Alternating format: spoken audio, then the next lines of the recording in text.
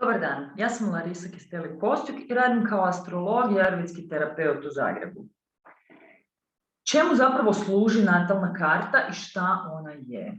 Podijelit ću vam svoju natalnu kartu da vidite čisto kako to izgleda. Znači, ovo je zapadna astrologija koju koristim isto tako kao i džotiš. I on može izgledati ovako. Ovo je znači natalna karta. Sad. Vi zapravo dobijete, kad date datum, vrijeme i mjesto rođenja astrologu, jedan grafički prikaz. To je situacija neba u trenutku kad smo mi udahnuli, odnosno došli na zemlju. Smatra se da smo svi mi izabrali trenutak u kojem ćemo se inkarnirati i sve nekakve naše lekcije koje smo došli naučiti. Lekcije naravno znači da tu malo spotičemo.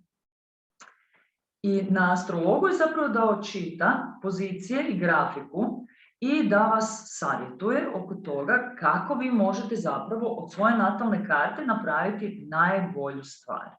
Odnosno kako biti sretni, jer mi smo svi rođeni da bi bili sretni. Nismo došli ovdje da bismo patili. Te pozicije kad vidite u karti, one su nepromjenjive za života. Znači, to je nešto što ste vi dobili, samo vi i nitko drugi.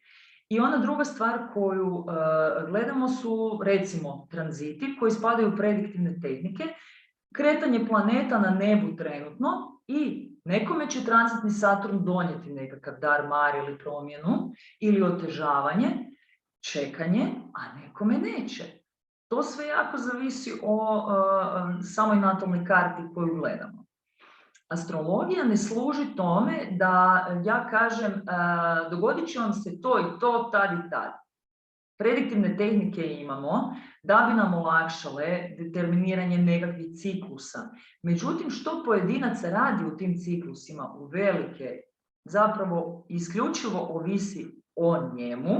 Znači, vi ste ti koji kombinirate te različite dijelove u sebi, a svi ti dijelovi su zapravo meni u karti prikazani planetama.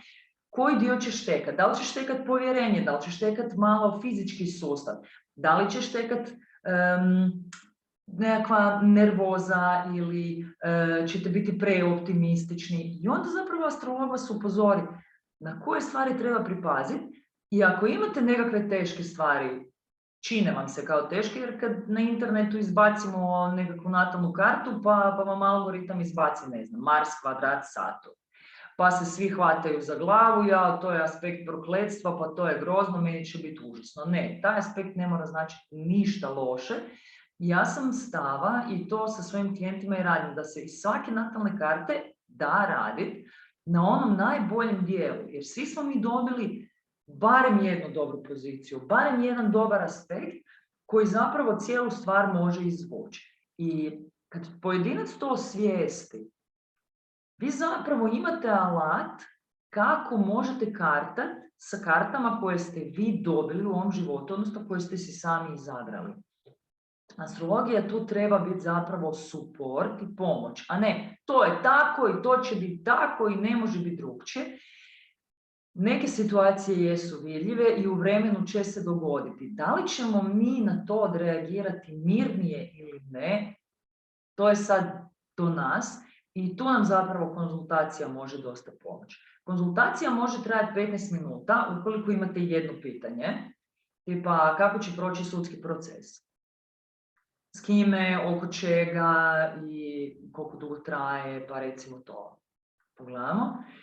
Može trajati pola sata, imate 3 pitanja, jednu temu malo da popričamo. Može trajati sat vremena, odradimo cijeli natal i imate nekih 5, 6 do 10 pitanja o kojima biste htjeli malo popričati.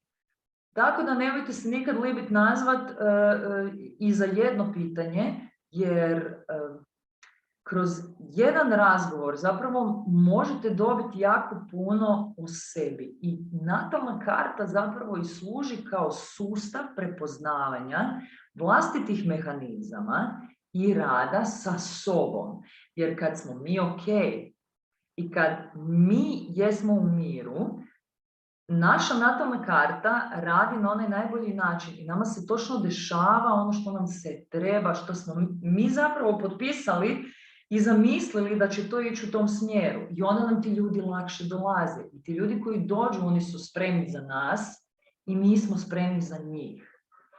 Tako da radeći sa vlastitom natalnom kartom, mi zapravo pomažemo i svim ljudima oko sebe. Uopće zapravo nema potrebe da uzimamo 3-4 karte i onda gledamo iz njih, jer sve se zapravo nalazi u toj jednoj karti, a to je naša.